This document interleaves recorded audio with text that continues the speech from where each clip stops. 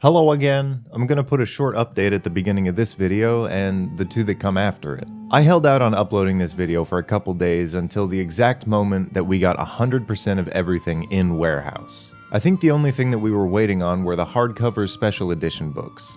Have you seen those yet? Here they are. I actually got a few more of the sample products in, and they're super cool, and they're actually real, so I want to show them to you. Namely these things. It's got like the first half of the little description there. I'm not sure if you could see that, but yeah, you know, this isn't an unboxing, but they're really cool. You got stibbles, and they are like, I've taken them out of the boxes. They are better quality than what we were trying to replicate, and that's super cool. We also have the special edition Mimcat box, which I think I only showed in stream. So looks like that. It's a cute little box. It's got a tail.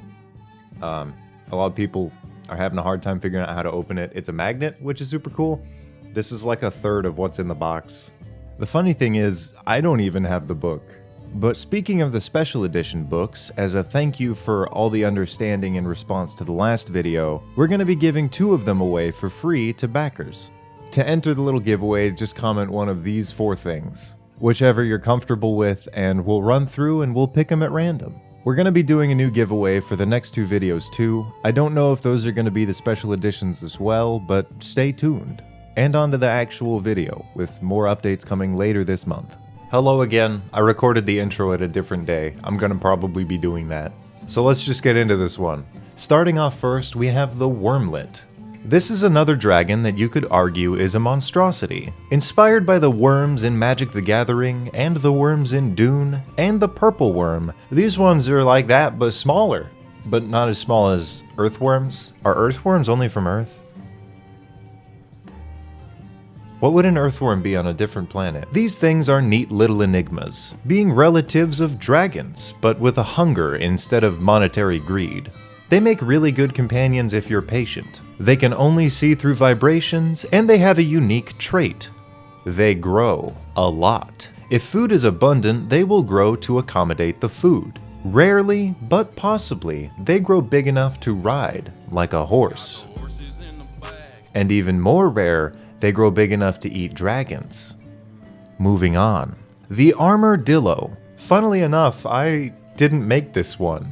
2 years ago, before I even took this idea to crowdfunding, I had a contest in XP to Level 3's Discord to design a companion. And Darby made this drawing, which was such a cool idea that I had to take it and run with it. Now we have these living pauldrons with a knight's code of honor. When they mature, they look for adventurers to join, and they ask to join by doing a little dance. They rely on adventurers in kind of a symbiotic way. They aren't that great at fending for themselves, but they can spot most humanoids' weaknesses from like a mile away. So instead of attacking those because they can't, they just help by climbing on and covering it up, giving you a bonus to AC. They're really cool.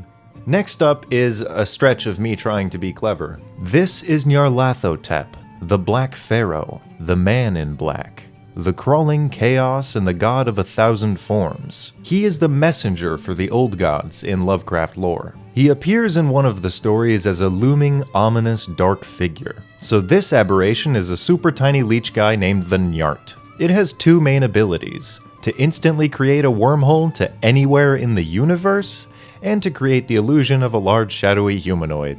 These things make for fantastic messengers because they just become invisible, and then they put on a big scary costume, and then they just send your message anywhere at all. To compensate, their insane ability to go anywhere instantly and not be tracked is restricted to themselves only.